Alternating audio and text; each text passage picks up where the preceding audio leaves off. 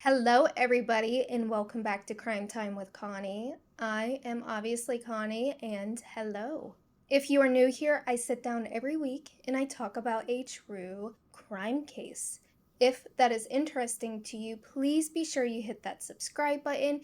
That way you can see my videos. The day this video will be uploaded is, of course, Halloween. It is my last episode of my Halloween series. I know not everybody will be watching this episode on Halloween, but I hope you guys had an amazing Halloween. You got lots of candy, your kids had so much fun, your fur babies had a lot of fun, and if you don't celebrate Halloween, I just hope you had an amazing day. So with that, let's get into today's case. I love scary movies. You might already know this. I love the Scream movies, Halloween. I just love movies about a man in a mask trying to hurt people. I know, it sounds horrible, but I know these movies are not real. It's fiction. I know some are based on true stories, but we all know that Michael Myers, Jason Voorhees, Ghostface, Freddy Krueger, they're not real. They are just an actor wearing a mask to make us jump in our seats. Unfortunately, on Halloween night 1984, a pregnant mom was just having a normal Halloween night. She had her 4-year-old daughter with her and she was pregnant, very pregnant. There would be a knock at the door. She thought it was another trick-or-treater, and when she answered, it was a man wearing a wolf mask, and sadly, this man killed this pregnant mom in front of her 4-year-old daughter. Now, why would anybody do this?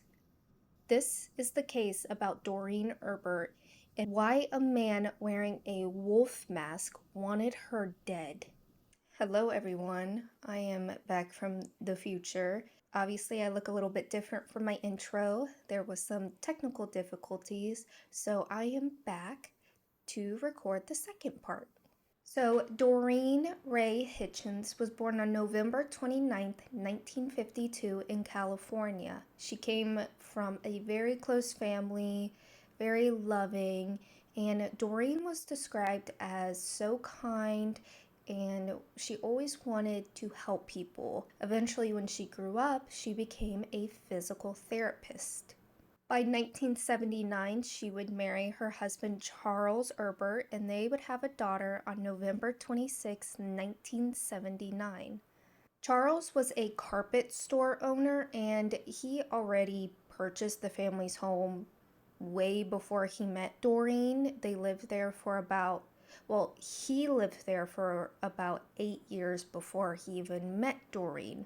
So fast forward to the night of Halloween 1984, Charles took their little girl Deanna out for trick-or-treat because Doreen was 8 months pregnant. She was about to give birth, about a month away. So she stayed back, probably prepped her feet up, while Charles took their daughter out for trick-or-treating. When they were finished, he saved a few houses so that Doreen could take Deanna to a few houses for trick-or-treat.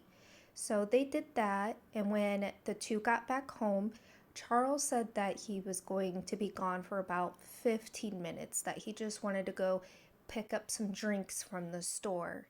So he went to the liquor store to get some drinks. He said he was gone for only about 15 minutes, if that. When he got back home, he opened the door, and that's when he found Doreen in the entryway, blood everywhere. His first initial thought was that she had miscarried, but soon, very soon, he knew that was not the case because he discovered part of Doreen's hand in the living room along with parts of the baby. He said he tried to stop the bleeding by just holding her arms together because there was cuts, not just cuts, deep cuts everywhere. Her neck, her chest, her stomach. Her stomach was open. The baby was out. Of course, he wants to get police involved. So as he's running to the telephone, that's when he slips on his wife's blood. He is unable to get a hold of 911. That's when he calls the fire department and he goes to the neighbors for help. When he returns home, he notices that his little girl, his little 4-year-old daughter, is hiding in the living room. A moment of relief comes to him. He quickly takes her away from seeing the crime scene, her mother and little brother just dead in the living room. So he takes her away, that way she doesn't see anything more. After he puts Deanna in a safe place, he comes back to his wife and he tries to stop the bleeding still. He is doing everything possible to help his wife. Doreen was able to speak, not very good though, obviously, and what Charles could hear was that she said that the man had threatened to kill her if she told anybody. She also told Charles that she heard the little baby crying, and the last thing she was trying to say was the name Michael. When paramedics arrived, they obviously put Doreen into the ambulance, and Charles wanted to come. They told him no. He fought with the paramedics. Police noticed that he was fighting with the paramedics. He had blood all over him, and they could smell alcohol on his breath. So he was detained, arrested. He was handcuffed, put into the patrol car, where he began to lose his shit, obviously. His wife had just been murdered. His unborn son had just been murdered. And his daughter saw the whole thing. He began fighting in the car, kicking, screaming, trying to get out. By this time, it's around 9:30 at night. It's obviously dark out, and police began to investigate immediately.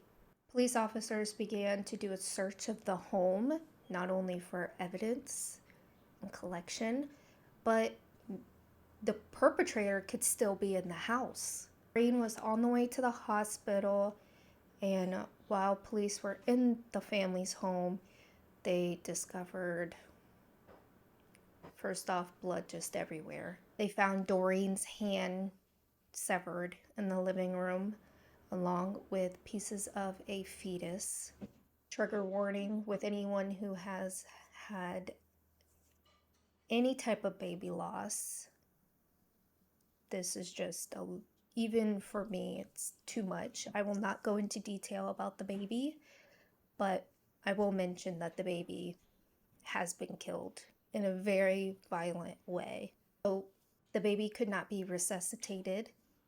Later on, it would be testified that if the man who had killed Doreen simply just taken the baby out of Doreen's body, that the baby could still have lived because he was only a month away from his due date. But the killer had killed this baby in a violent way. Obviously, this crime scene is crazy. There's blood everywhere. People are in and out trying to investigate. Firefighters, police officers, crime scene analysis people. Investigators would find a wolf mask on the family's front porch, and this mask did not belong to anybody in the family. This mask was described as cartoonish, the big eyes, big mouth, just creepy. Blood splatter experts would come in and notice that the blood splatter was consistent with someone striking another person with a long weapon. There was blood splatter on the ceiling, and the ceiling was about 8 foot high in the entryway. There was blood stain on the front door, the walls, the floor, just everywhere. Soon, investigators would discover that Doreen had an ex husband, and this ex husband's name was none other than Michael. Like I said, Doreen worked as a physical therapist before she met her husband, Charles. Well, she actually met her first husband while working as a physical therapist. Mike Dennis worked next door to the physical therapy office that Doreen worked at, and he worked at a Lockheed factory as a sprayer.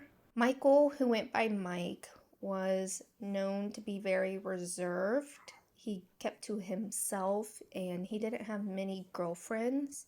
He did suffer from hearing loss from, I guess, the job he did, and that would cause him to stutter.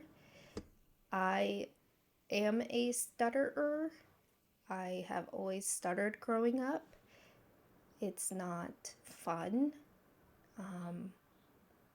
You might hear it in my videos, and I do apologize, but I'm sure this made him self-conscious like it makes me self-conscious. Anyways, one of Mike's friends would come forward later on and say that when Mike met Doreen, he was finally out of his depressiveness, his depressive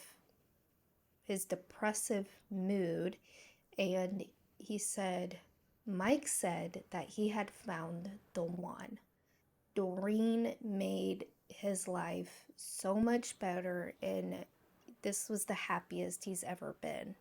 Mike and Doreen moved pretty fast. They fell so in love with each other, and soon they would be married, and they would have a son named Paul Michael Dennis. He was born on April 17th, 1976. After Paul was born, obviously having a new baby puts a lot of stress on the couple. They began to fight more, and essentially they just fell out of love with each other. So Mike and Doreen ended up getting a divorce in 1977. And shortly after this, that's when she met Charles Erbert. Obviously, Doreen moved on quickly, and this made Mike very bitter and very mad. They would share custody of Paul. He would stay with Doreen on the weekdays, and Mike would get Paul on the weekends. Sadly, on February 13th, 1980, Paul was just 3 years old. He was about to turn 4 in April. He went into the family's backyard where there was a pool. It was fenced in, but Paul was able to climb over the fence into the pool, and that's where he sadly drowned. Doreen was inside with the baby, the daughter she had with Charles. When she noticed Paul in the pool, she obviously came to his aid. She tried to resuscitate, but there was just nothing else she could have done more. Paul was taken into the hospital. He was put on life support, but 3 days later, sadly, he would pass away. Everybody is just devastated over Paul's death, but Michael took it the hardest.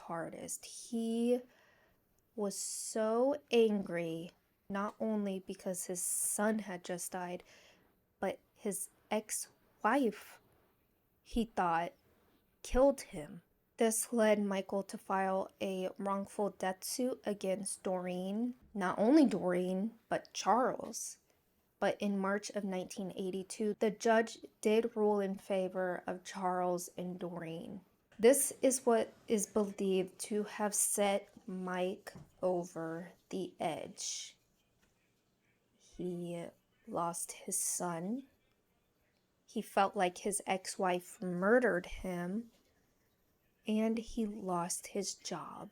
So all of this combination made Mike want to get revenge. So when investigators knocked on Michael's door that Halloween night in 1984, they did not get an answer at the door, but they could hear running water. They repeatedly rang the doorbell, still no response. They peeped in the windows and they could see a light on in Michael's bedroom. The police officers eventually had to call Michael to say, hey, we're outside your house. Can you please come outside so we can talk to you? And that's when they noticed that the bedroom light turned off and then the light in the hallway turned on, and he came out to the door to talk to investigators. Investigators noticed that Michael did not look good. It looked like he had not been asleep. And by the time they got to Michael's house, it was a little bit after midnight. They informed Michael that his ex-wife had been brutally murdered, and they wanted to ask him some questions like, do you know what happened? Did you do it? Obviously, he denied any involvement. He denied knowing who did this to Doreen. Michael would let investigators inside his home. He did share with his mother. His mom was asleep at the time. Investigators noted that Michael's room looked like he had not slept in it yet. Well, for the night. He did consent to have investigators look through the home. That's when investigators found blood near the washer and dryer. There was blood in the kitchen, on his keys. There was blood on his jeans that was laying on his bed.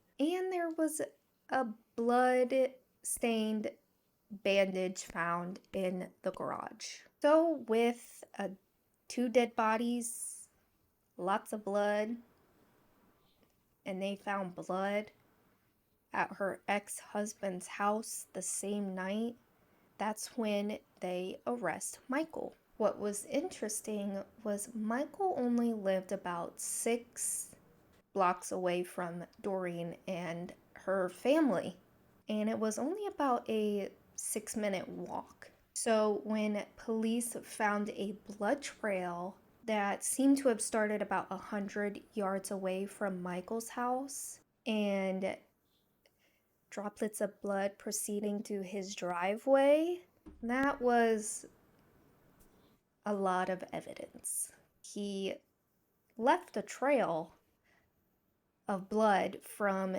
Doreen's house to his house. And the blood continued all the way into his garage. There was also blood found in his car on the steering wheel. They also found a receipt in Michael's home for a purchase of a machete-like knife. And the wolf mask that they found at Doreen's house was the same mask Michael wore to a Halloween party the year before. There was a woman who testified saying this was the same mask because she was at the party he was at the year prior, and there's a picture of him wearing the mask. Michael was arrested. He was taken into police custody. He still denied having any involvement in Doreen's murder. He said that night he was just working. He was passing out candy a few times. The cut on his hand was because he was throwing a knife in the air and caught it by the blade, because that makes total sense. Michael's mom would tell police that her son was home because she had dinner with him around 6 o'clock, and when she went into her separate living area, that it was about 8:15. Now, witnesses would come forward saying that around 8:55, that's when they saw a man wearing a goofy wolf mask and in overalls, carrying a grocery bag with a heavy object in it, trick-or-treating. The family who witnessed this man was trick-or-treating, but the man was just walking on the sidewalks. Michael was released from police custody after 48 hours because they felt like they didn't have enough evidence to directly tie him to Doreen's murder. Yes, there was blood everywhere in both his house and her house, but two people can bleed separately without them being tied to the murder. You know what I'm saying? But on November 5th, just a few days later, Mike was rearrested because the blood matched. So his blood type matched the blood type found at Doreen's crime scene, murder scene. His trial would not begin until July of 1988, 4 years later. Obviously, with all the evidence presented against him, he was found guilty of murder, not only for Doreen, but for her unborn son. In September of 1989, he was given the death penalty. I initially heard about this case a few years ago. There is a episode, I believe it was on Snap, about this case, and obviously it gave me nightmares. Doreen's daughter, who witnessed the murder, she did not entirely see the whole thing because she was hiding. And in this episode, she's giving details about what happened that night from her viewpoint. And it was very chilling to hear because it's something out of a horror film, honestly. And a man coming into your home wearing a wolf mask. Terrifying. Obviously, Deanna is all grown up now, and her father gave an interview during this episode. I still think about it, and I watched this a few years ago. But that is a case about Doreen. Very sad, very triggering. I lost a baby at 8 months pregnant. Very upsetting. Just a very sad, sad case. A little girl witnessing her mother being murdered along with her baby brother. An ex-husband gone way too far in his grief. It's just sad. But that is it for today. Again, I'm recording this before Halloween, but it should be live on Halloween. I hope you guys have a happy Halloween. I am so ready for Turkey Day. I hope you guys stay safe out there and stay golden.